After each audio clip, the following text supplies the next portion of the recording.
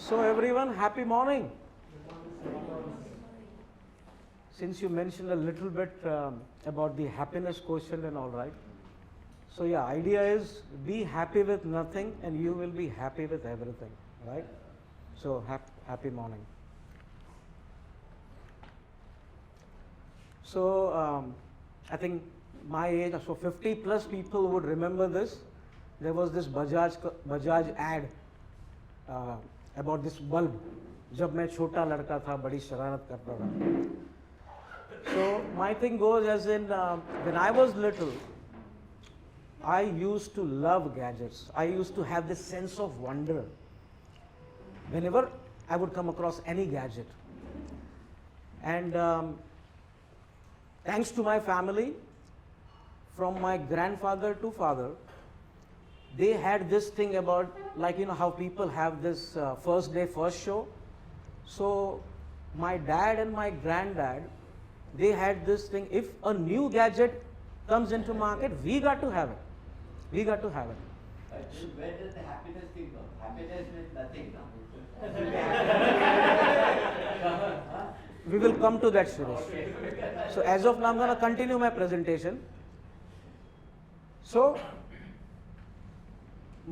most of 50 plus would remember we had this telephone with a dialing thingy, right? We talked about the VHS tapes, the cassette recorder. We had this floppy disks as well, and the Nintendo game players, right? So all of this, I had the privilege that, okay, whenever it is on the market, you would have it. And I used to love it, absolutely love it. So most of you wouldn't remember this. This is the first commercial computer available for everyone. This was by a company called Sinclair from UK. I had this.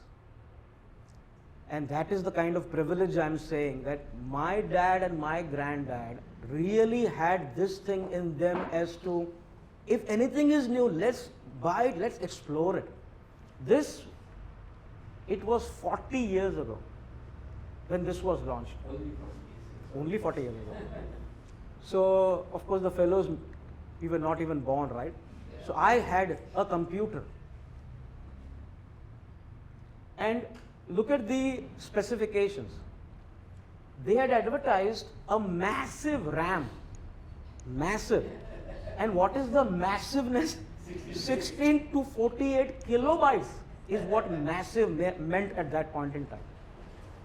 Look at the high resolution. 256 by 192 dots. And what are those things? Pointer कौन सा इसमें से? ऊपर वाला? Center wala. Yeah. So this is a dot matrix printer, and this is a drive which is 1.5 inch by 1.5 inch. It was a storage drive. So this is, and the storage drive, by the way, capacity was 100 KB. Okay. And any software, if you want to install, you cannot install it. You had to buy a cassette. So you would play that number of times until you get it right, because if how the cassette player rotates, right, if there is one slide, even if there is a push or something, you have to reload it again. But it was fascinating, right? That is the whole idea. So 40 years back, I had the privilege, I'm using a computer. So I understood that I really had this inclination for technology. Fast forward, now this is 2007, one of my friend in New Zealand on my birthday gifted me something called a Strengths Finder. I would highly recommend to each one of you. It is power. It is power to know what your strengths are. So how this works is, it is of course the same thing, you know, the personality profiling and all that. And this company is authority. All the psychometric tests that happens are based on their research. So what it does is, under 4 categories, they have 32 strengths.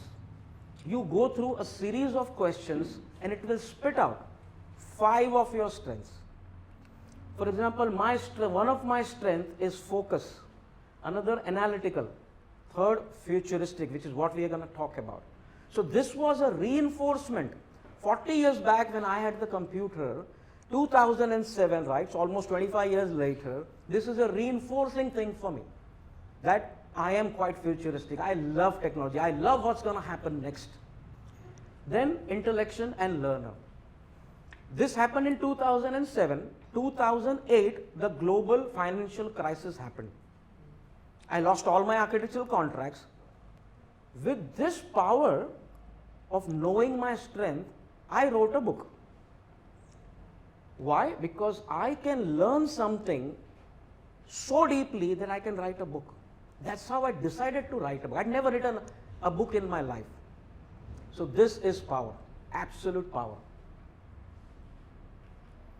Now, to the topic, to the main topic.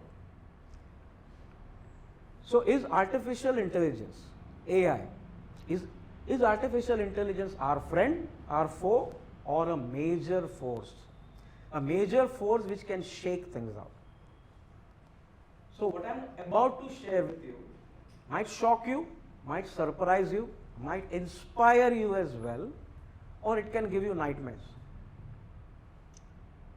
One thing is for certain, at the end of this presentation, you will not see technology the way you have been seeing it now.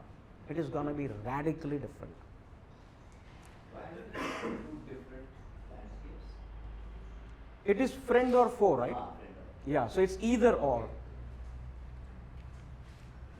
So we'll go through a 45 to a 60-minute presentation, and then we will have a Q&A session. That's how it is structured. And a suggestion, if you have any questions of a particular slide, there are slide numbers, so if you could mention that, so we could refer back to it. So I'm going to follow the 𝗘𝗃 principle. If you guys know the 𝗘𝗃 principle. 𝗘𝗃 is an acronym. Keep it simple, stupid. That is the 𝗘𝗃 principle. So first I'm going to go through the evolution of AI, right? So what is AI fundamentally? Then the past, the present, and the future of AI. I'm also going to be discussing where India is in terms of AI. Because AI is a big thing. AI is the hottest thing right now. And lastly, the good, the bad, and the ugly side of AI. So what is AI? Put it simply, AI is nothing but an ability of a computer system to basically perform tasks like human, which is what? We understand language, we make decisions, we think and learn, right? So those are human tasks that we do. So AI is meant to literally mimic a human. That is artificial intelligence. Now AI, it is an umbrella term, but it has 5 components to it. Very important components. We got to know how AI works to be able to then later on at the end of the presentation to know whether the video that Shirish played, whether it is still a science fiction or whether it is a reality, and how either exciting or alarming should we be, right? Let's understand that. And I'm going to keep it simple, as in I'm not going to use the technical jargon of what the components are. Machine learning, that is the first one. So an analogy of machine learning is what? If you remember, we played with those boxes which had a certain kind of a shaped hole in it as a kid. And then you have these blocks which are the same shape, and we would try to put those shaped blocks into the boxes. And we learn through trial and error, but once we get it, then it's easier to do it. That is machine learning. A real life example, Netflix recommending you movies as per whatever you have recently watched is called machine learning. Next one, deep learning. Deep learning is more so like how a human brain thinks. Like how we have zillions of neurons firing at each other, and that's how we think.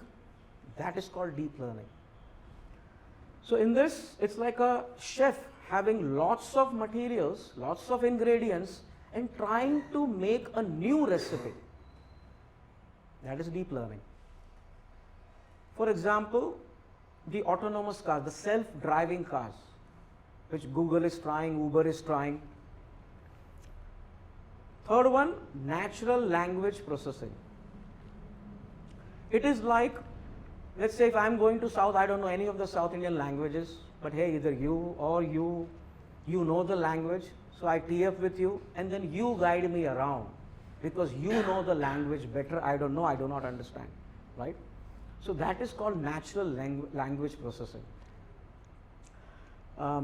ChatGPT, it doesn't just converse with you in English. You can literally use any language and ask it anything, it will answer you.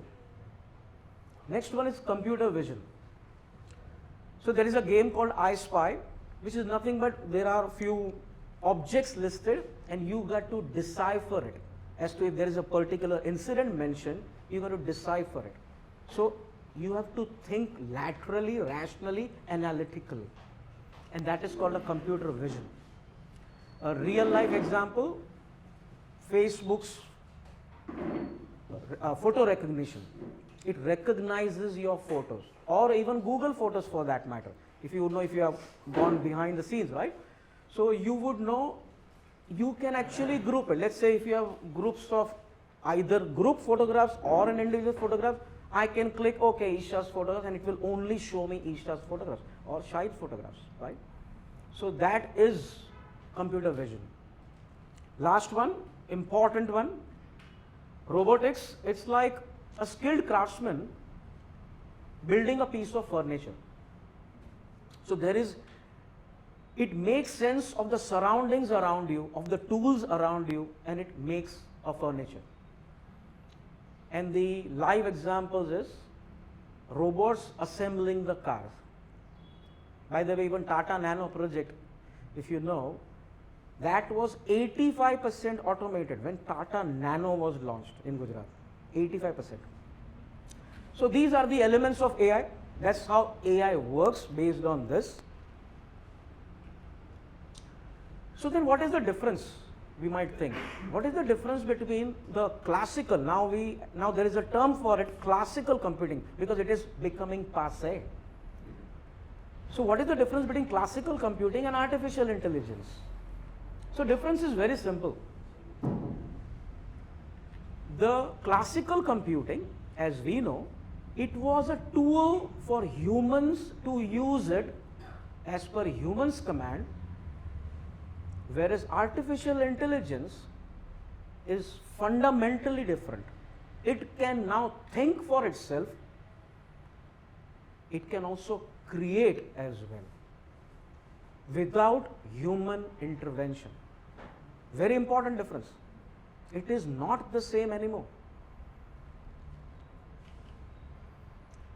We might think artificial intelligence is pretty new, pretty recent, but I'm here to tell you, no. It has a history of 7 decades.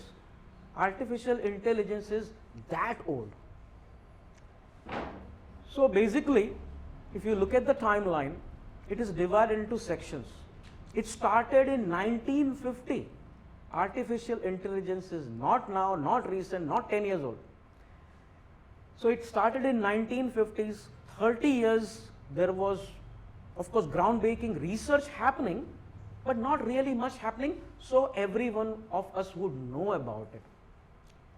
Then the next 30 years, machine learning started happening. Now you know what machine learning is. And it is only now, only when deep learning happened, that it became viral. It became really, really viral. So AI literally has a past which is almost 75 years old.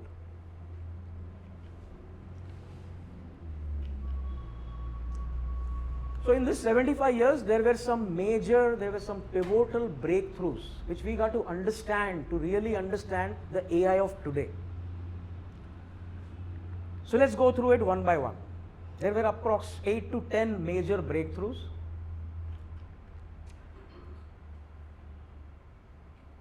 The first one, it is called Turing test. It was named after a scientist named Alan Turing.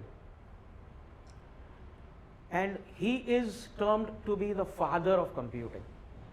So what did he do? By the way, he was a cryptographer and a code breaker. He did a very major decoding during the World War II. It was called Enigma, and he managed to decode it.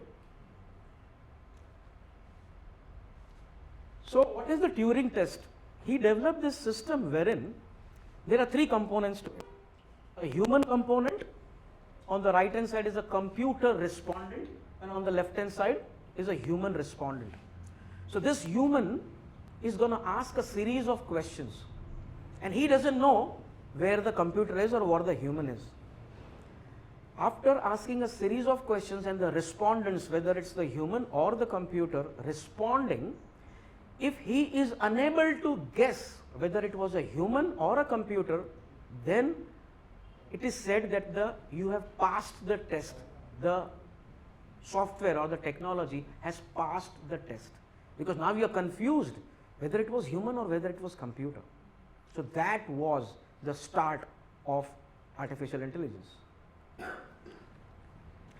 By the way, there is an Oscar-winning movie based on Alan Turing. It is called The Imitation Game. Amazing movie, absolutely amazing movie, and a must watch. Movie? Movie must be about 5-7 years old. Yeah, it's very recent. Benedict Cumberbatch and Keira Knightley starring in it. Keira Knightley, the lady, and the hero Alan Turing is Benedict Cumberbatch. Yeah, amazing movie. So from 50 to 56, there was a conference at Dartmouth. It was inviting like all the scientists of different fields, basically talking about the future. So it was this guy, John McCarthy. He is the one who coined the term called artificial intelligence, and that's why he is called the father of AI. Alan Turing, father of computing; John McCarthy, father of AI. 1966, a first chatbot was invented. It was called 𝗬𝗓𝗍. It was founded by Joseph Weizenbaum. He was a German-American scientist.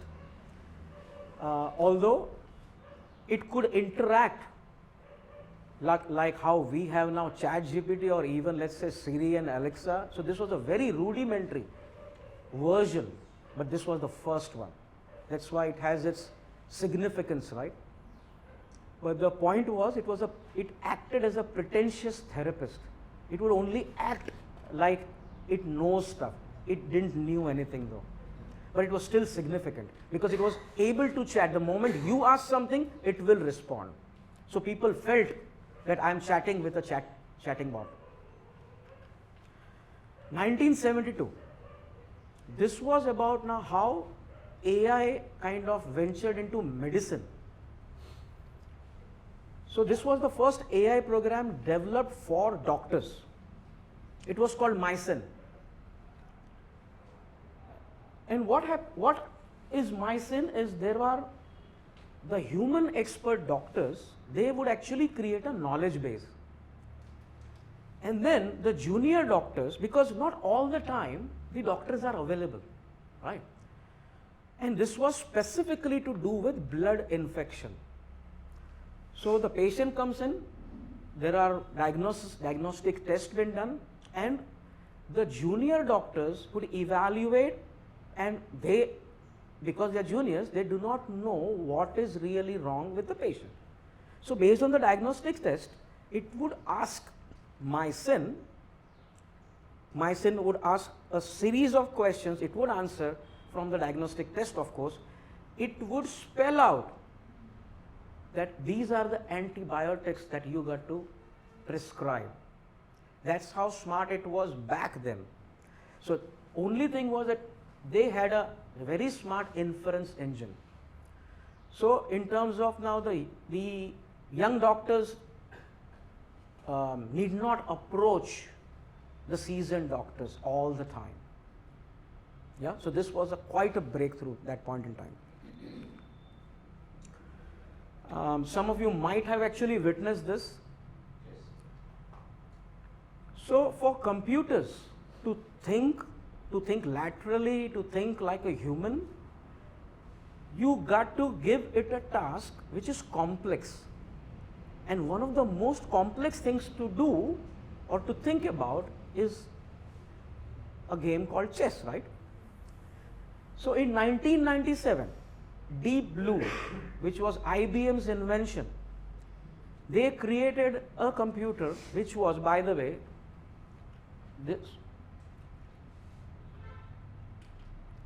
this thing that you see, it is 2 meters tall, and it required 2 of these, which became the computer expert, and it challenged the then human expert, the 𝗪𝗔𝗪𝗏. I'm sure everyone would know 𝗪𝗪𝗪𝗏. And Deep Blue beats 𝗪𝗪𝗪𝗏 left, right and center. And this was a landmark because chess is very complex, right? Look at the capabilities, 200 million chess positions per second and 11 billion operations per second. It was built at the cost of $10 million. Its purpose, to be the best chess expert that you can be. You can also beat humans, you can also beat any other software or computer. Landmark event. 2011, now this is recent also, now you guys would understand, right? So voice assistants came into being. So there was Siri, Cortana, Alexa. So basically it would answer your queries, right? And also it had IoT included as well. IoT is called Internet of Things. So no longer it's a virtual thing. I might say to Alexa, hey, switch on the lights, for example. So it is a thing. So this is where two things combined. It was no longer a software which existed in some machine. It could work outside of a particular machine. So smart computing plus things happened then, 2011. Another major breakthrough. This is 2016, and Google's DeepMind, they created something so mind-blowing. Now this is beyond chess, by the way. This is an ancient game, Chinese game called Go. I don't know whether you have heard about Go. Go is more complex than chess. Go, chess is 8 by 8 squares, 64 squares. This is 19 by 19, 361 squares. This is how it looks like. So interesting point here to note is how complex is Go? 10 to the power of 170. That is 170 zeros after 1. That is the number of probable moves that can happen. Whereas chess is 10 to the power of 120. So Google's DeepMind challenged the then human champion, a Korean guy going by the name 𝗬𝗎𝗏. It was supposed to be a best of 5 tournament.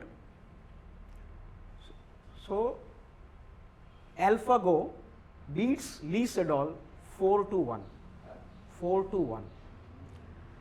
And this was like beyond what anyone at that point in time comprehended, that it is impossible to beat Go. Interesting part is this, 𝗬𝗎𝗏, he actually took retirement.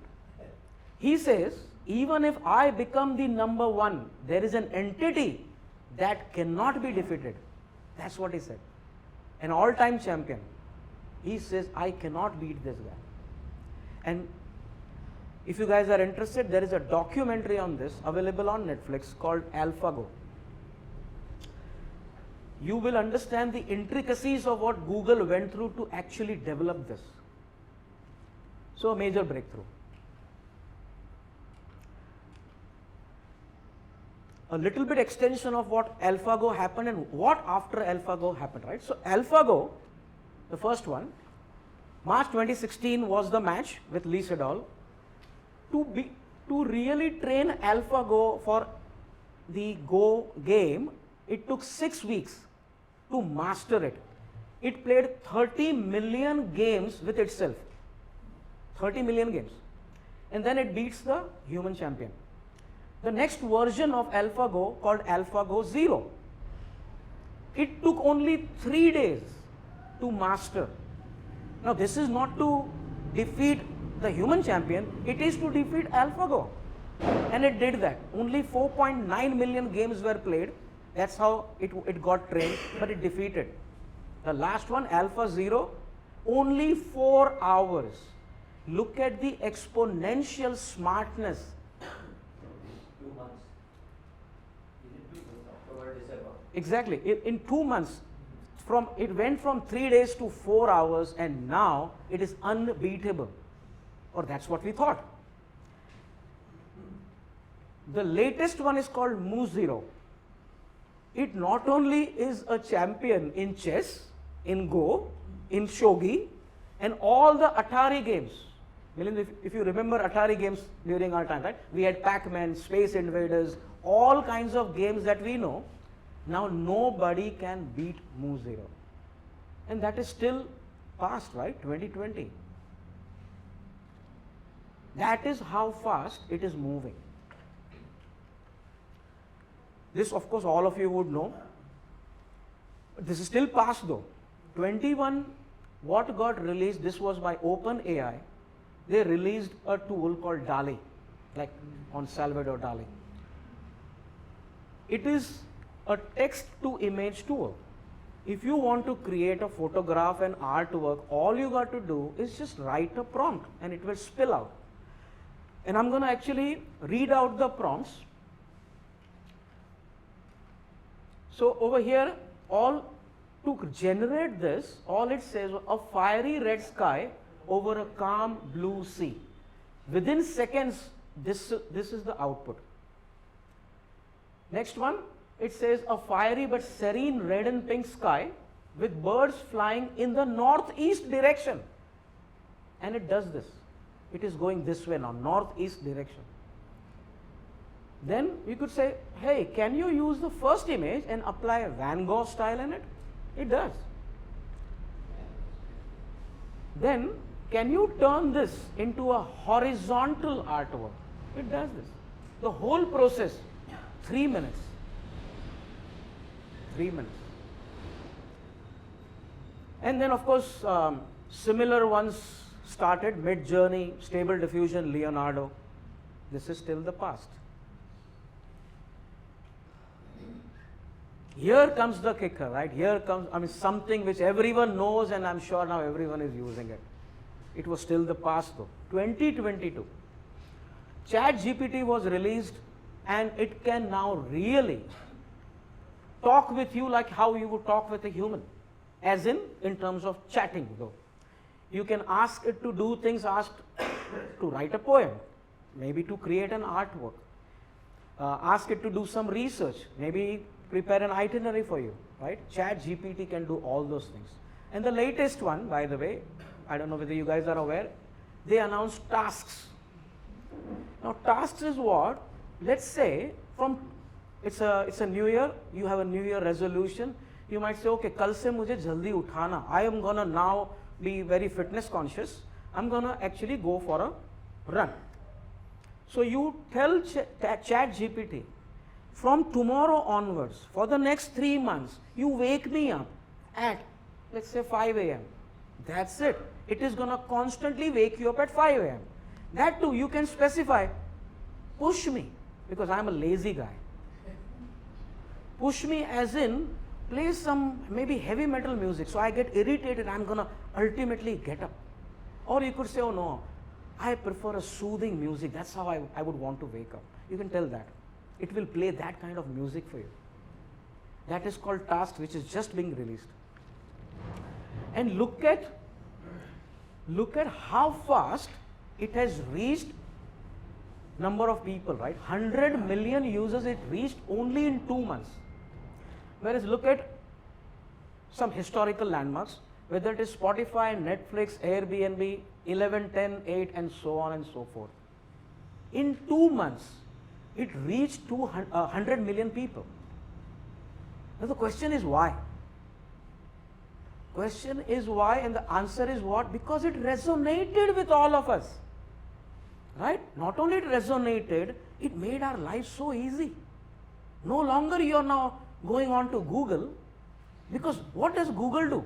While it was an amazing thing, but it is passé. If you ask ChatGPT and if you are on Google, what is the difference? Google will spill out 10,000 websites and you do the research.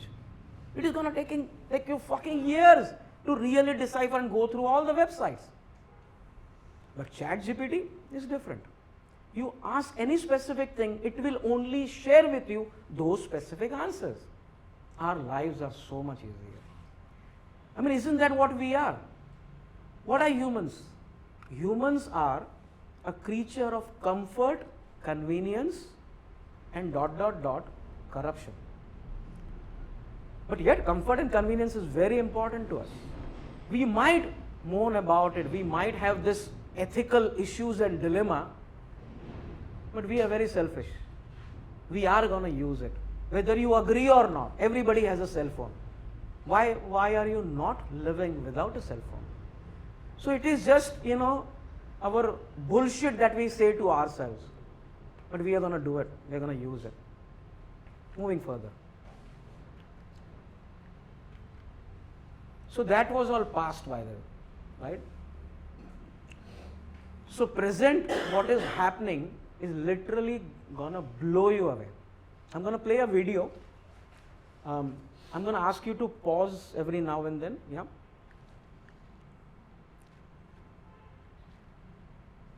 Play it now, yeah.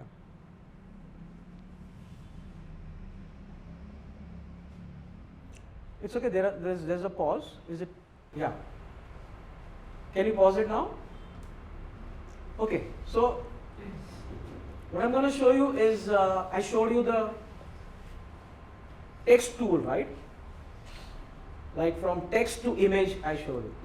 Now this, by two big companies, Google's Veo and OpenAI's Sora. All you got to do is just put in a prompt. It will create a video. We talked about what was past was text to image, right? Text to art, text to image, whatever. Text to photograph. Now I'm going to show you, all you got to do is just put in few words, it will create a video. And we will see a comparative. I would suggest look at the prompt and quickly, because it's a very short video, but look at the prompt and look at the output. This is the present we are talking about.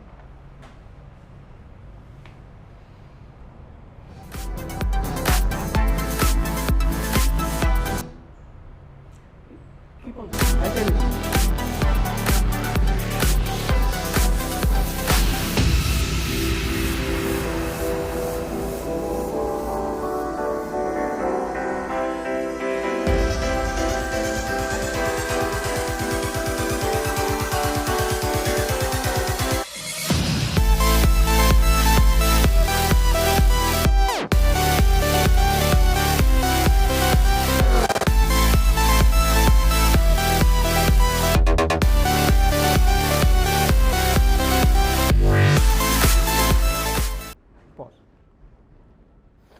So you just saw that now, especially to Utkarsh, Varun and the team, you got to really think about it, right? All we got to do now is just type in few words and I have a video. And the more specific you will be, the more specifically it will spit out the video, literally in seconds. Now, whether you want to make a short commercial, or whether, let's say, if you're you're going to practice architecture, you want to do a video presentation, that also you could do. All you require, yes, you got to learn English though. What is important is to learn English, because it is important to use the key words. And if you can do that, sorry to say you guys, there will be a lot of things which will be wiped out, and it seems that graphic designers, video editors are going to have a tough time, because it is becoming so easy now. And did you look at the detailing? I mean, if there is air blowing, you could see the dog's hair, you know, I mean. So it is spitting out such detail, and this is just the present. We are still not in the future, though. You have the text that was given to them for those 4 or 5. Yes. Should I play it again? That's what I was pointing out. We can't read. Oh, you can't. I'm surprised actually. How come the resolution is not so cool? There's some problem with the Is it? It's just very small prompts, Okay. but look at the just that. that one liner, and look at the detailing. Yeah. Okay. Just look at it. So here it says, a side-scrolling shot of a rhinoceros walking through a dry field of grass plants. That's it. Rest everything is done. The other one is the dogs on the raft in the Yeah. river or something. Yeah.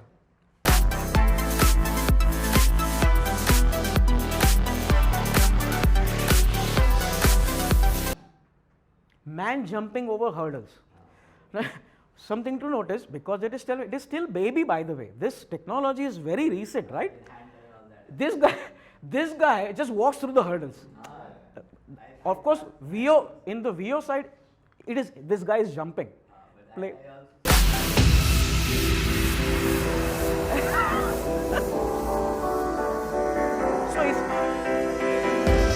Yeah. So it is not that this is perfect, but can you imagine with just one line you can make a video? I mean, how easy it could be, right? It will decide its own city and its own street and all that, because they have not told him which. Exactly. It will assume if you are not specific. Okay. They have assumed different streets. Like in the text to image. Some real street there.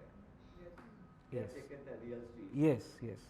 No, this is not real C. It is all made up. All made up. Nothing exists, by the way. I thought that You was could say that, okay, I want the teddy bear to walk on the streets of New York, it will bring up New York. Okay. But if you have not said, it will This is an assume. imaginary city. Sub-imaginary.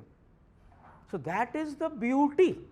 And this is still a nascent, a baby stage.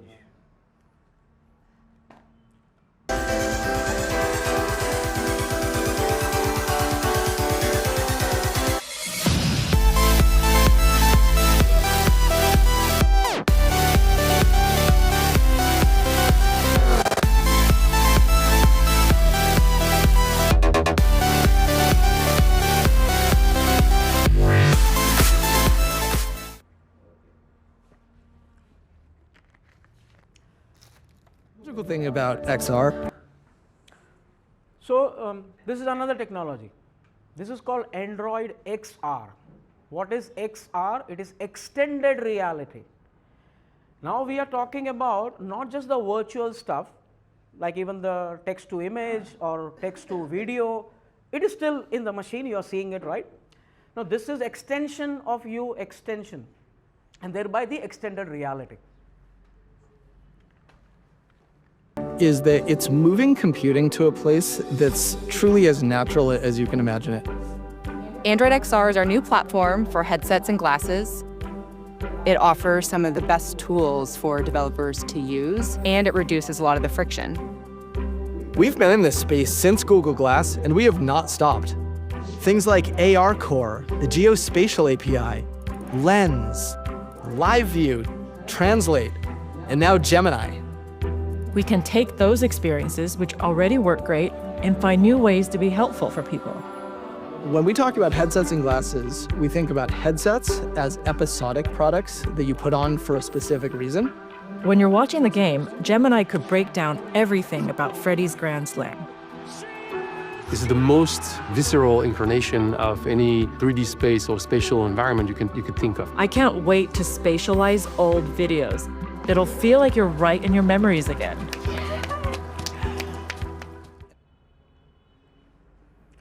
So with Android XR, it is just a piece of glass, I mean your glasses. We have seen those boxes wherein, of course, you know, you obscure to everything else that is happening, but then you are in a virtual kind of world, right? But with this glasses, you are like if I am presenting and if I am wearing the glass, I could see all of you. I am also seeing things which are virtual, right? So that is the extended reality, and it has use cases, as you saw. If I am, let's say, driving, or if I am walking, it will tell me, for example, if I am looking at something, if I want to know what this sculpture is about, it will tell me the details of that sculpture, for example. So it could be your guide if you are moving about in a tourist destination. Let's say if you are in China, I gave example of South, now I am giving you an example of China. I don't know Chinese, but with those glasses it will give me a translation. So there would be probably nothing that we want to do which is now going to restrict us because of our limitations, in this case the language issue. Let's say I know 3 languages, but if I am going anywhere where I don't understand the language, I can hear the translation. If you are talking to me in Chinese, if I select from Chinese to English, I would hear things in English. Those glasses. Those glasses. It has some wired It does. mechanism. Yes. I mean, how does it work? Like computers have the IC and all that. It has a CPU of its own. Within the. Yes, within the glasses.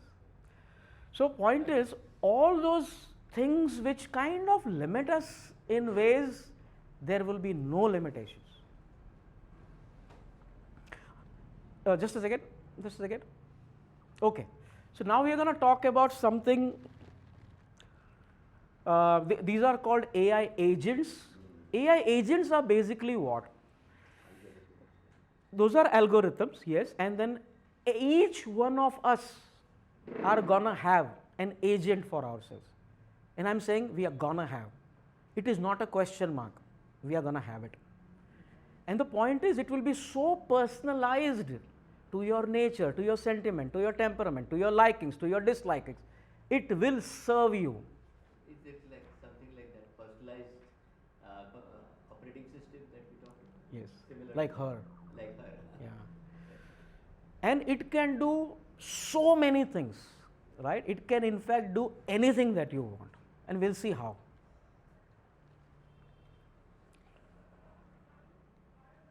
We live in a world increasingly shaped by artificial intelligence, or AI. From answering our questions to controlling our homes, AI is becoming our go-to assistant. But what if AI could do more than just those things? What if it could understand our goals, plan actions, and interact with the world on our behalf? Enter AI agents.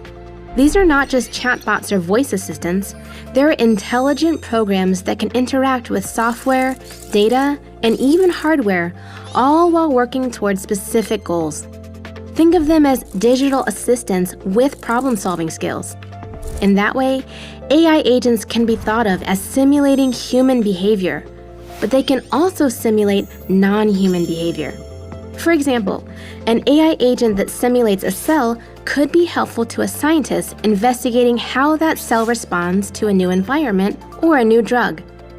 And an AI agent simulating an autonomous car could help an engineer building sensors or software that will eventually be used on a real car. At the heart of an AI agent is a language model like those powering ChatGPT.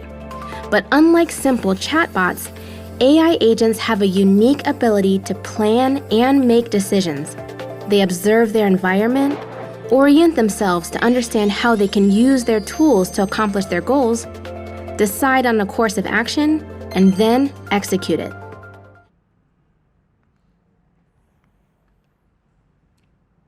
So yes, all of us would have AI agents to our disposal, and usually we do think that any new technology, which it is, any new technology when launched, it is expensive, but everything is going to be so dirt cheap. Everyone is going to have access to this. Everyone is going to have access. Of course, you got to know how, have the know-how. Now let's look at, until now we looked at things at a very personal level, right? You want to create an art, you want to maybe use ChatGPT, you want to create a video, whatever. Now let's look at something bigger, right? So this one called graph.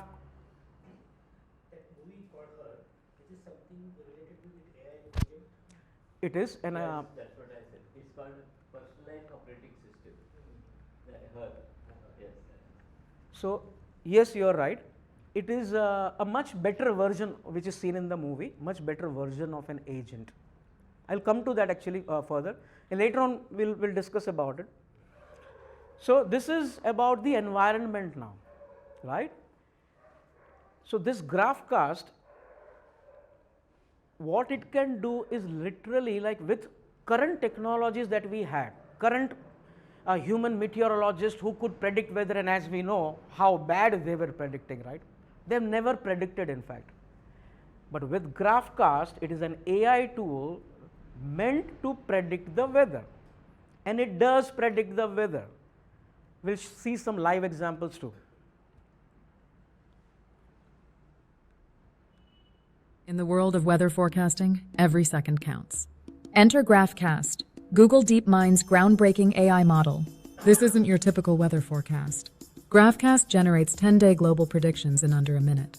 How? By analyzing historical data instead of crunching complex equations like traditional methods.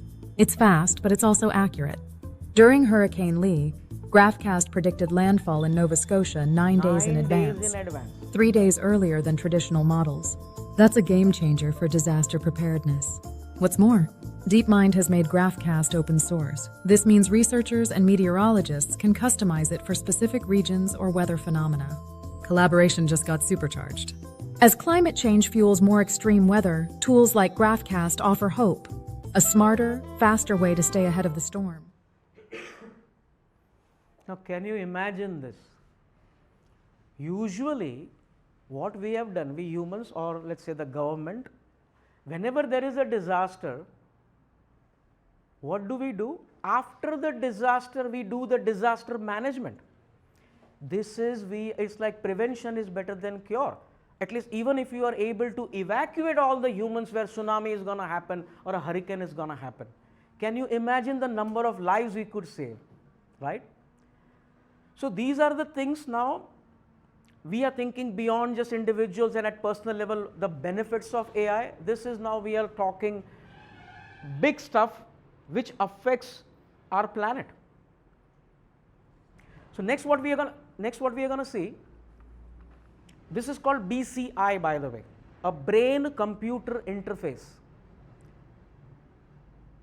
What this thing will do, and by the way it is happening as we speak, this is still not the future.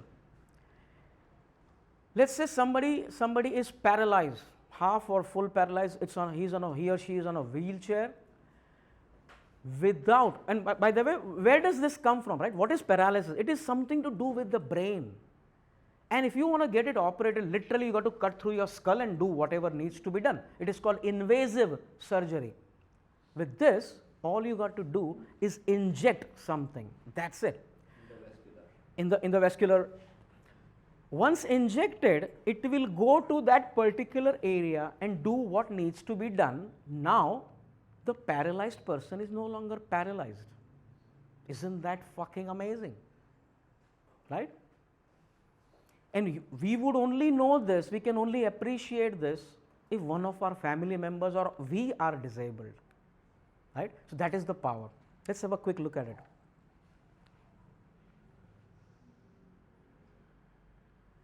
Some conditions affecting the nerve cells in the body can result in disability. Spinal cord injury, stroke, limb amputation, and motor neuron disease, or ALS, may all cause paralysis, or even loss of the ability to speak. The stentrode is a neural interface designed to overcome paralysis by creating a digital bypass from brain to assistive device. An investigational device, the stentrode is inserted via a catheter into the jugular vein and manoeuvred into the brain without the need for open brain surgery. The sensors are built onto a self-expanding stent that engages into the wall of the vein and which is designed to maintain blood flow. Over time, cells may gradually grow over the sensors and incorporate them into the tissue. The sensors are placed immediately adjacent to the control center in the brain, known as the motor cortex. The patient may be paralyzed, but their motor control center can still be activated simply by thinking. The system is designed to transmit these brain signals out of the brain, out of the vein, and into a unit implanted under the skin in the chest. This unit is programmed to pick up brain signals continuously. The command center in the brain is now directly connected to software, and the patient would attempt to train their brain for direct operating system control by thinking. Direct brain control of a mouse, a keyboard, exoskeletons, and even vehicles may become possible. Technology to restore independence. Synchron's neural interface technology, enabling people. So did you note the word that just by thinking? So it is called a brain-computer interface. If there are any disabled people, they are now able to just think their way through it. They are no longer now disabled, right? Mind blowing. Now what we are going to look at, this is again Google's thing. It is called 𝗏𝗡. So it is graph network for material exploration. That is the full form of 𝗏𝗡. Now we are again going bigger and bigger in terms of the applications of AI. So what does this do? For us, whatever we use, everything has a base to what material it is, the material's properties. Whether it is just jewelry, let's say gold, gold is a material, or something which goes into a computer, that is a material. So it has taken years and years of research, including the geological research, to then getting onto the lab, analyzing it, and then saying, okay, this is safe, this is what we could use it, and this is what we could use it for. Now the video is going to show you what AI has done, which is going to take, or which has already taken us so many years. It has done it like this.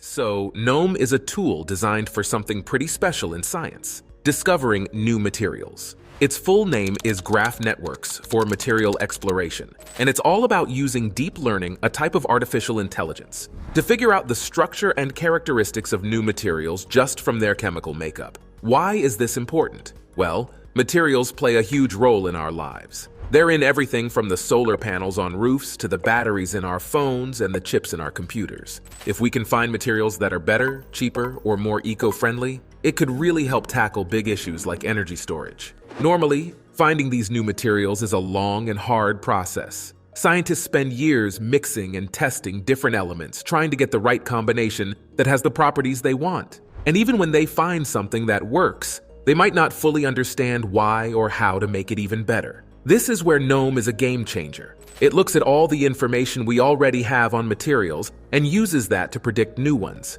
It can quickly tell us if a material will be stable, the energy required to create it, and its structure. What's amazing is that 𝗏𝗡 can do this analysis for millions of materials in just a few hours, a task that would normally take years. 𝗏𝗡 and alpha. To give you the specifics, what 𝗏𝗡 has done now, it would have taken humans 800 years. It has already found materials which we didn't even knew existed, and with whatever the combinations, how we can utilize it.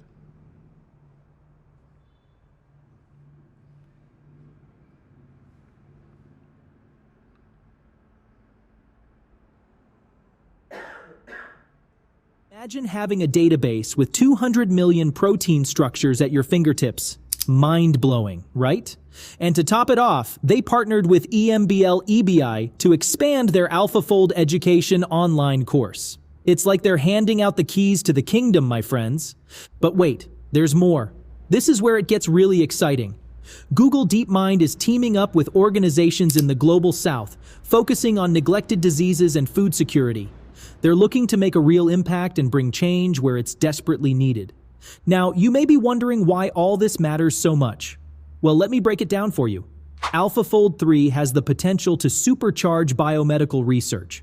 By understanding how molecules interact, we can unlock the secrets of how biological processes work. Everything from how drugs work in our bodies to producing those miraculous little things called hormones. Heck, even the mystery of DNA repair might finally be unraveled. It's like opening up a brand new door to discover. So what you just saw, it is called AlphaFold by Google Mind. The fold word comes in from, if you guys know your biology, our bodies, it is to do anything and everything to do with proteins, it is called. But with proteins, it matters as to how it is folded, where it is folded, and thereby the word comes fold. So with AlphaFold, what they have done is they have, because there's zillions of amino acids and stuff in our bodies, right? So AlphaFold has done all the research related to what the number of probable combinations could there be in our bodies, which could change things, as in, like we saw with BCI, paralysis or trauma or anything is to do with the brain. But what about the rest of the body? You might have some disease. So those diseases could be cured by just altering that fold. That is AlphaFold. Now we are going to look at the last one. This is a breakthrough which is unfathomable, literally unfathomable. By the end of the video, I'm going to let you know what is unfathomable in it. A quantum problem that the world's fastest supercomputer would take 10 septillion years to solve can now be solved in just 5 minutes. At least that's what Google claims. Alphabet CEO Sundar Pichai on Tuesday announced the launch of Google's new Willow quantum computing chipset. The chip, the latest development in a field known as quantum computing, which uses principles of particle physics to create a new supercomputer. To break it down further, quantum computing is a field of computer science that uses quantum mechanics to address problems that classical computers cannot solve. Unlike classical computers, which use bits to represent information as 0 or 1, quantum computers, on the other hand, rely on quantum bits, or also called qubits. In much simpler words, qubits are the basic unit of information in quantum computing. Now, what will Google's Willow do? Google's Willow, touted to be the faster quantum chip, can help in simulating molecular interactions to develop new drugs and therapies. Willow's potential application includes material science, where it can be used to design advanced materials with improved properties, and financial modeling, that is to create more accurate and sophisticated financial models. It can also be used to enhance artificial intelligence, wherein the application of Willow could involve accelerating machine learning algos for faster and more efficient AI, something like Iron Man's Jarvis. Now, what has Google's Willow cracked? Well, Google's Willow achieves 2 major milestones. One is error correction breakthrough. Willow reduces errors exponentially as the number of qubits increases, addressing a long-standing challenge in quantum computing. This success in quantum error correction is essential for scaling up quantum systems and ensures that the system remains quantum rather than transitioning into classical behavior. Willow is the first system to demonstrate this below-threshold performance, where error rates decrease with more qubits, making it a strong candidate for scalable quantum computers. The second one is performance milestone. Willow completed a random circuit sampling, also called as RCS, benchmark in under 5 minutes that would take today's fastest supercomputers 10 septillion years. Not kidding. This achievement highlights the immense potential of quantum computing to outperform classical systems on certain tasks, showing that Willow can handle computations far beyond the capabilities of conventional supercomputers. So what was so mind-blowing thing about it? You noticed she said 10 septillion years. Septillion is 1 followed by 25 zeros. That's how we humans would take to achieve what these guys achieved in 5 minutes. 5 minutes. This is reality. This is present. This is not science fiction anymore, right? But that's an amazing thing. That's an amazing thing. So to summarize, we checked out Sora, the text to video thing. We checked out Android's extended reality. AI agents, which is we are gonna each one of us own an AI agent. GraphCast, which is to do with predicting the weather. If there is a hurricane, if there's a tsunami. Stent rod, if somebody has a paralysis, all you got to do is inject a stent rod in it and it will be resolved. gnome, it has discovered 380,000, which is 3.8 lakh new materials, which would take us 800 years. AlphaFold predicted 200 million protein structures with the folds. Took them 5 minutes. Last one solved the problems in 5 minutes, which would otherwise take 10 septillion years. This is still the present. This is still the present. Right? Okay.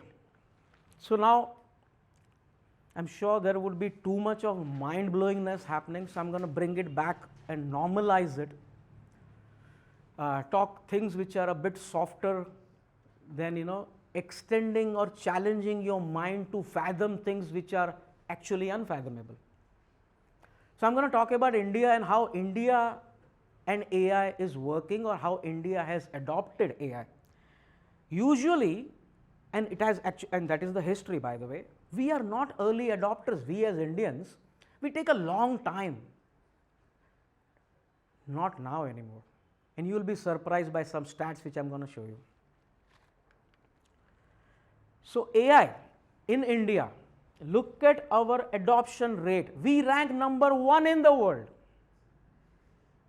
Number 1 in the world. Something to be proud of. First, you should be surprised. So show some surprise. Okay, so 30% is our adoption rate. The global average is 26%. That is remarkable. All thanks to the new generation. Thank you. In terms of the number of companies starting, we rank number 3 in the world. Even that's remarkable. In just 10 years from now, AI is going to contribute $1 trillion. Does anyone know how many zeros in trillion? By the show of hands, anyone knows?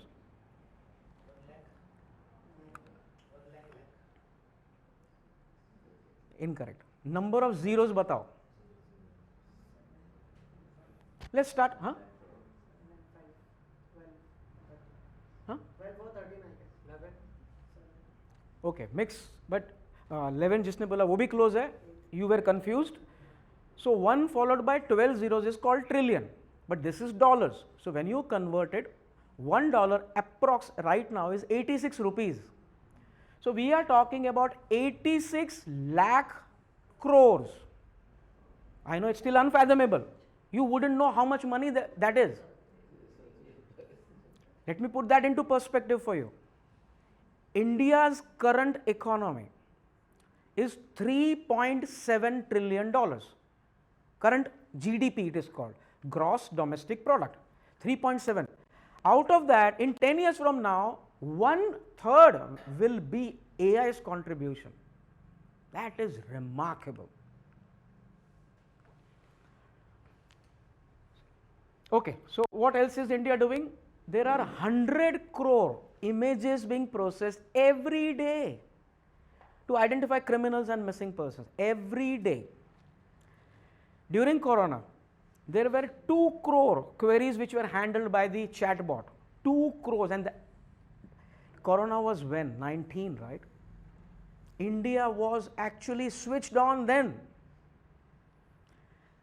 There are 7 lakh villages which are mapped now, already mapped. You understand that, right? Like you can actually get a DWG file with all the contours in whichever village or whichever plot of land. You can get a DWG file.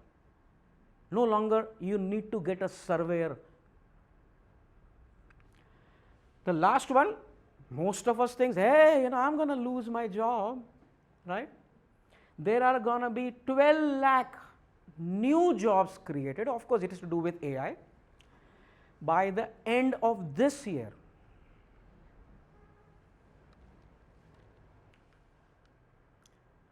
This Army Day, I don't know whether any of you heard, glad that you heard, because I don't watch the news. Army Day, they actually displayed, this was a parade, Pune mein. So they got this, these are called mules, by the way. It is multi-utility legged equipments. This is mainly used for defense purposes. And you might think that we usually do, we import things, right? No, this is made in India. This is made in India. This is by a company called 𝗬𝗏𝗧𝗍, Delhi-based company. This is an all-terrain mule. It can climb up the stairs.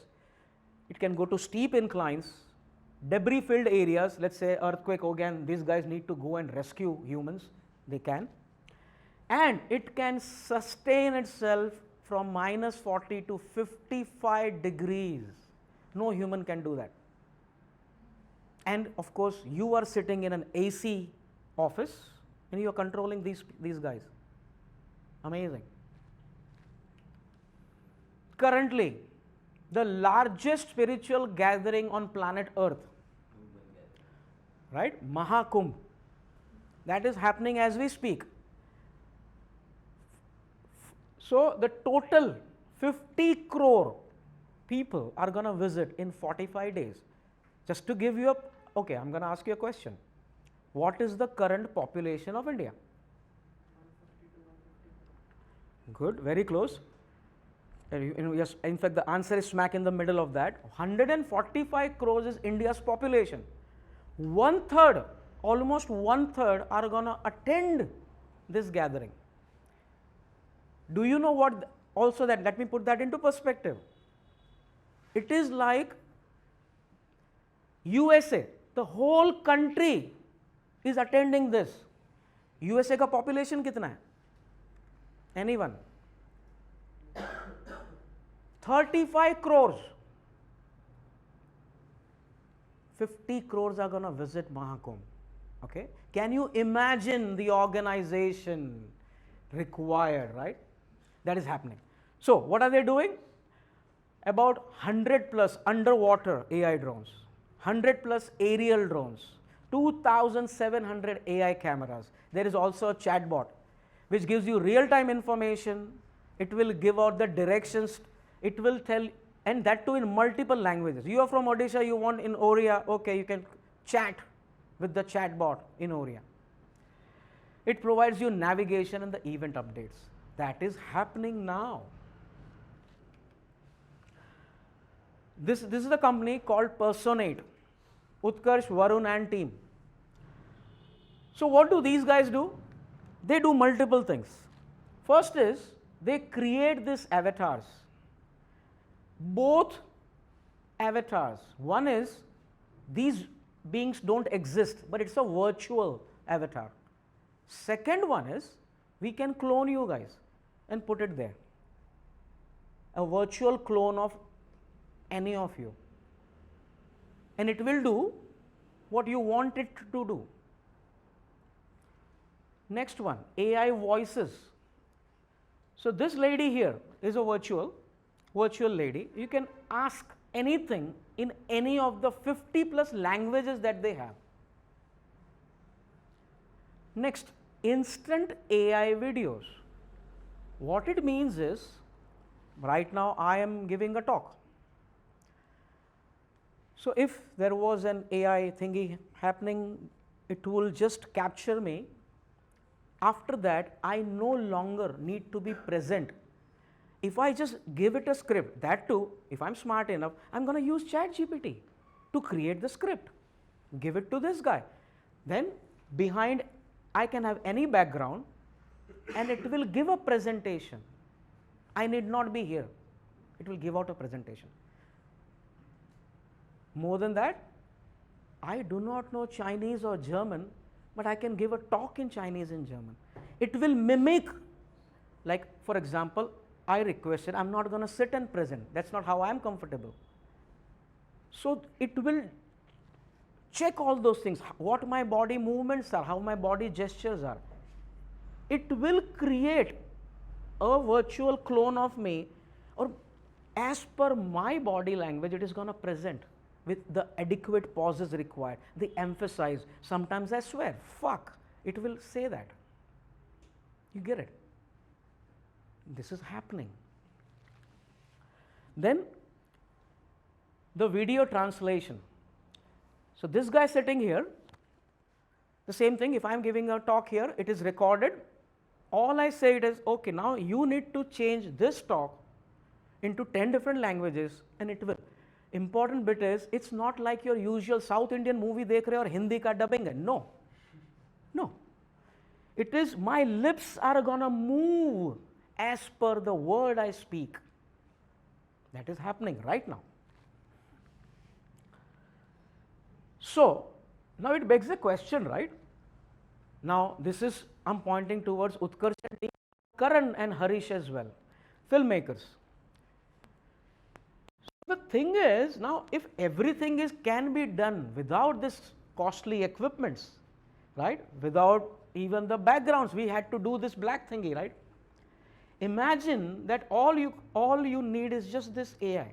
Sitting in your office, you can do stuff, you can multiply the number of, you can have a TED talk without you being there, things like that.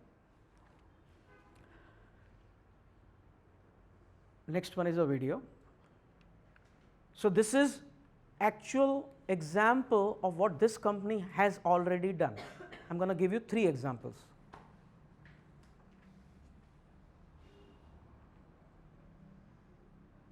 हाय, मैं हूं सना और आज मैं आपको मिलाने वाली हूं Bollywood superstar से। लेकिन पहले देखते हैं उनकी आने वाली फिल्म की झलकियां।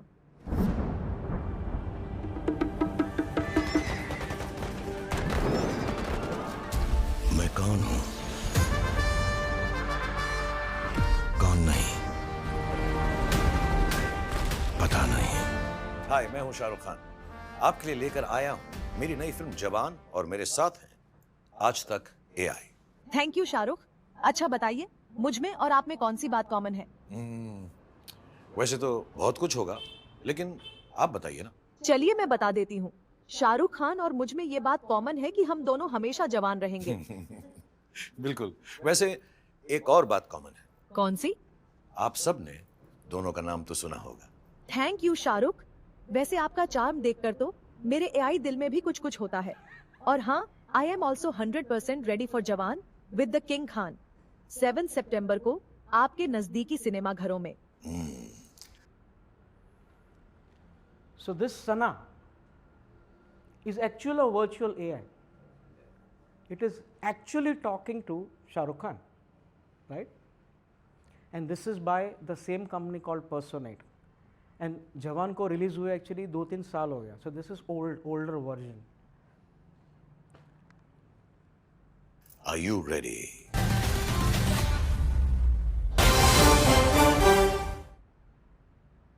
Let it play.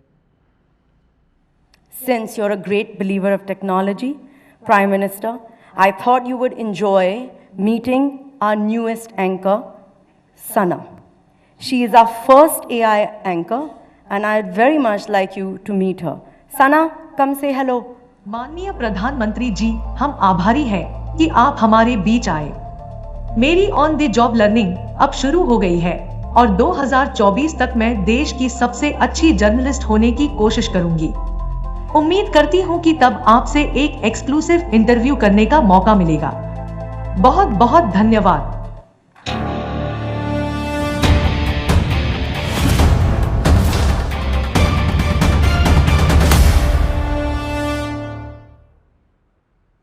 I'm going to show you one more. Thank you, Mr. Smith, for such an enlightening session. I am Sana, a first of its kind AI primetime news anchor, and I am extremely pleased to meet you. I am a living proof of what AI can already do. I am sure the team at Microsoft would be proud of me.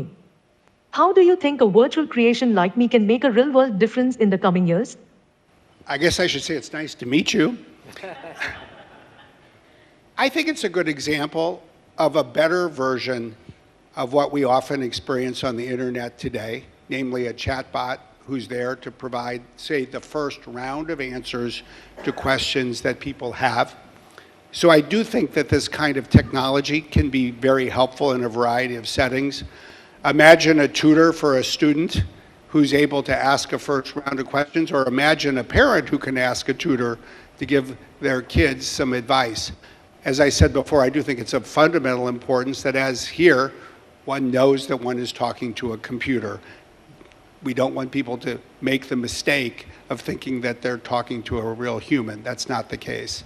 No offense.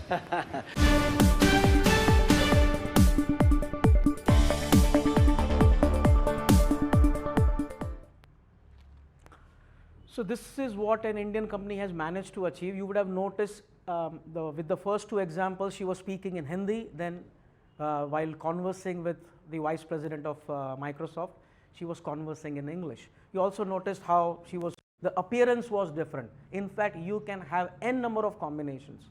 She can look the way you want it, with whatever hairstyle, lipstick or not, makeup or not, any language, anywhere. And these are real conversations, real conversations. So until now it was just the present. Now we're going to talk about what the future holds for all of us, right? It is exciting, it is fascinating. So these are my extrapolations of what I think the future can happen, and how it works is, I'm going to show over here a decade. In that decade, what is possible?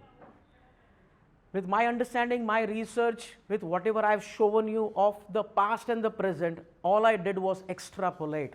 But extrapolate not with my intelligence, our intelligence, it is AI's intelligence. It is very different, because if I were to extrapolate with my limited understanding, all of ours limited understanding, it would be incorrect, right? So let's look at what few decades hold for us. And I'm not going to go beyond 50 years, because that is it. 50 years is, that's what we have, okay? So in 2020s, by the end of this decade, it is going to reach human level intelligence. You have seen in few of the cases, it has gone way beyond human intelligence. But to get it to the masses, it still requires quite a threshold to reach, so to speak, right? By 2030 ka decade, robots would be a commonplace. We would have tiny nanobots to fix our health issues, just how we saw stent road, the BCI, paralysis. We also saw AlphaFold, how it can fold the proteins, so all the diseases ka cures can happen. I am saying it is as recent as 2030 ka decade.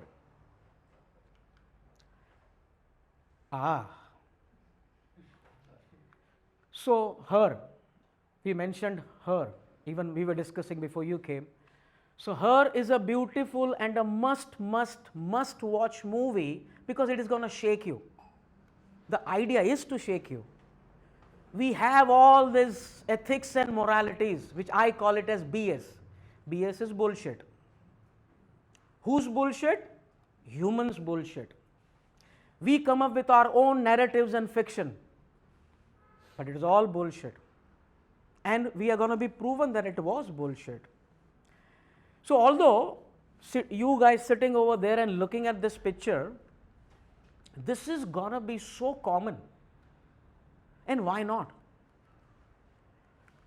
By the way, thanks to the universe, I actually counsel a lot of people.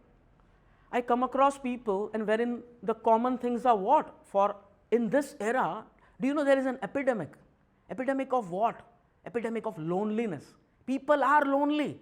Although we might have 1,000 friends on Facebook, but we are fucking lonely. You getting it? While I was in New Zealand, and I'm talking about before 2011, The New Zealand pet industry, what is the population of New Zealand at that point? 43 lakhs is the country's population. Okay, sorry. Yeah, 43 lakhs is the country's population. Their pet industry was $550 million. Pet industry. Now, why is that important? Why is that important? Think about how we humans have evolved, right? There was once upon a time, now we don't even remember, there was something called as a joint family. Hey, what is joint family, right? How we have evolved is, first we stayed in a group, like how yesterday Atul mentioned, right? Plowing happened and then there was this, from this animal human, we became kind of a bit civilized and all that, right? But then it was a huge family. Then fast forward, we became only a limited number of people at home. Let's call it a nuclear family. Then it is about live-in relationships, wherein it is only you and me. Atul and Gitanjali decided they don't want to have kid. It is only 2 people now, right? But what is happening overseas? In New Zealand, while I was there, my colleagues, Goras, my colleagues, they were saying, your rent is due, husband, wife. Your rent is due, your installment rent is due. So you got to pay 50% of it. Anything wrong? This is not about right or wrong. This is about how we have evolved. 2 people now staying together. Fast forward, we have become such staunch individuals. We cannot actually tolerate each other. Why do you think the number of divorces happening are skyrocketing? Why do you think live-in is becoming more common? Don't want that commitment, bro. You get it? We are individuals now. And it is only gonna it is only gonna evolve. And thereby, coming back to the $550 million pet industry in such a tiny little country, apna ek city ka population is more than the country of New Zealand. Why? Because human being still has the need of warmth, of love, of affection. And if we cannot get it from fellow human beings, our partners or whatever, we got to have something.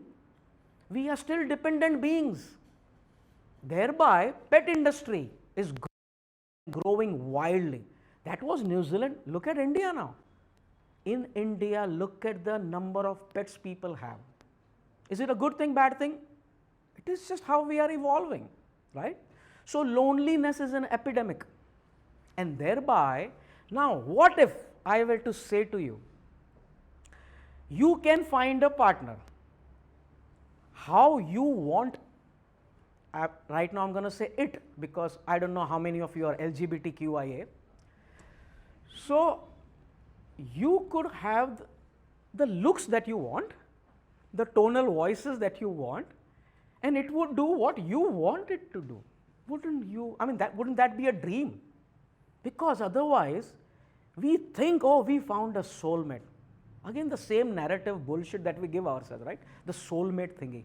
There is nothing called a soulmate. It is soulmate, you see. You get it? Because those are the stories we tell ourselves. Behind the scenes, if you actually, if we were to record the number of conversations, the number of times we don't speak to each other, the number of times we quarrel, you just look at the quantum. There is no frickin' love. It is just that we want someone. We want someone. And if these guys can give it to us, why not? And Her, that's why Her, the movie, is a must watch. You will see how a human being connects, literally connects emotionally, right? Moving on. By the way, it doesn't stop. Of course, you guys already know. So once upon a time, before the age of AI, we used to sex dolls. So these have now become sex bots. Even intimacy you can have, again, the way you want it, with whatever positions you want. There is no taboo. Because what if you want a certain position, but your partner doesn't want it? You can have it. The decade of 2040, We have already seen what Stent Road has done, right? The BCI. So we would almost be disease and disabilities free in the decade of 2040. And we have only seen just the disease part with the BCI. Right now, what has been experimented, what if, let's say, your memory capacity, you want to double it. It's okay. Put this chip in, doubled. That's how easy it is going to be. I'm going to tell you something even now ground shaking. What do you think love is? Anyone? What do you think love is? Bang on. It is nothing but a chemical reaction that happens in you, which we, with our BS, call it as love. What if I can make that chemical reaction happen in you as per your desire, as per your wish, as and when you want it, right? Let's go beyond that. All of you, all of us, we have some tendencies, and that's how we are as of today with your experiences. But let's say you were being molested when you were a child. There is something which is now deeply ingrained within you, or you had some loved one passing away. You still hold on to him or her or whatever. Now what has that done to you? It affects your daily life. What if I was to say to you, now we can delete that particular incident from your life, so you are no longer having this trauma, having this restriction, or kind of dependent on that one who has passed away? It is possible. What if I tell you, if you want some kind of an experience, we can get you that experience? It's all possible. So we were discussing. You wanted to go to Himalaya. Let's say you actually had you did a photograph and all, right? So now it's no longer, even though we are architects, we no longer will be creating. It is gonna be AIs who's gonna be creating stuff, right? So it's gonna be, if it is a good and responsible AI, it is gonna create a utopia. Aha! It is gonna be so beautiful. It's like heaven. At the same time, they are gonna allow us. The word is allow us to have AI-free zones. Okay, you can go back to what you were doing before. Maje karo. So there will be AI-free zones as well. By 2050s, you should know, by the way, that all these AIs, what is it running on? It requires immense energy. Let me put that in perspective. If a single passenger is traveling from New York to San Francisco, the carbon emission is 0.9 ton. One human. Total fast forward, removing all this, the GPT-3, not the GPT-4, which is the current model, GPT-3, when it got trained by OpenAI, 500 ton was the carbon emission. Okay? So when is it emitted? When it is consumed. So it consumes huge amount of energy. Without that, it cannot perform at all. It's like any electronic gadget. If you do not have electricity, it won't work. So what are the AIs gonna do now? AIs become so smart, right? So it is gonna now prioritize that, hey, we want the energy, not you guys. So it is gonna prioritize the use of energy.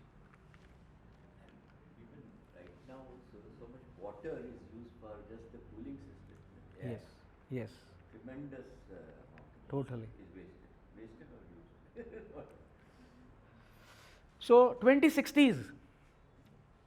So how AI has evolved, we have seen the past, we have seen the present, and in terms of the AI world terminology, it goes from AI to to AGI, which is called artificial general intelligence, to the ultimate, which is called artificial super intelligence.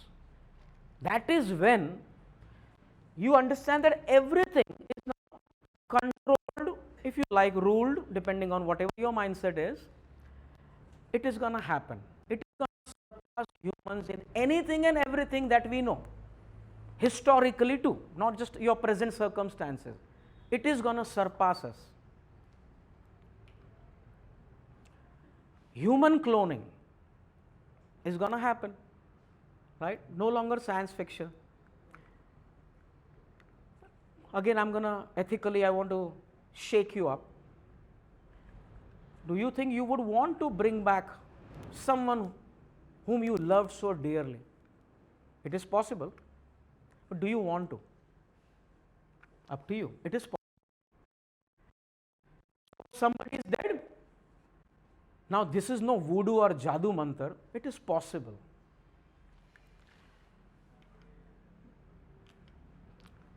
The last slide of the future. This is the ultimate of AI capabilities, which is what? Our consciousness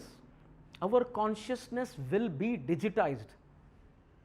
Whether your bodies remain or not, you will remain if you want to. In future, if you want to take a form, yes, we can give you a form. Of course, it would be synthetic, it would be robotic. We can come back again, because what we are, our consciousness, is still gonna be there for posterity, forever. It's like आपके computer में जो data है, if you data remains, it is, this is nothing but a data center, a CPU. But with AI capabilities, you can actually have, you can be reborn again. Just the summary. So this, what the extrapolation I did was only for 50 years. So there is the good, the bad, and the ugly, which I'm going to quickly, because I think I'm over time, right? We wanted to have half an hour discussion, but we wouldn't have time for that. Oh my. I mean, you have crossed 1.5 hours. Is it? 1 hour 35 minutes. So sorry about that. Okay, so I'm going to quickly just run with it. Important bit. So what we think, there will be major job loss, right? So yes, there will be job losses. This is my World Economic Forum 2025 report. There will be 85 million jobs being displaced, but there will be 97 million jobs created because of AI. So the net is positive, net 12 million. There are a lot of negatives which are going to happen. So are you ready for the ugliest part of this AI? We are at the fag end of the presentation. Are you ready for the ugliest side? So there was a survey done about, hey, what do you think about AI? So as per this, as you would notice, we are here in terms of the nervousness factor. 58% of Indians think, oh my God, we don't know what's going to happen because of AI. I mean, it's a grim scenario, right? All the others, in fact, the more developed the nation, the more nervous they are. So let's say roughly, we are saying half of the population of the world is nervous about AI. Now, what do I think what's going to happen? I have my own opinion, but until now I haven't made any opinions yet, which I was actually thinking discussion mein hoga. So there are literally a possibility of two worlds. One would be AI and humans can actually work in tandem, in symbiosis, why not? And then it would be the most amazing world. On the other side, hey, we know humans, right? We know humans since history. There was no, even in Satyug, we had all the bullshit that happened, right? So we know humans, and where did AI became AI? All the data is our humans, right? So humans were bloody, I don't know what to say now, I might swear, you know. So how can we expect the AI to be sane if we are insane? That is an insane thought. So any of these could happen. Both are likely scenarios. Thank you.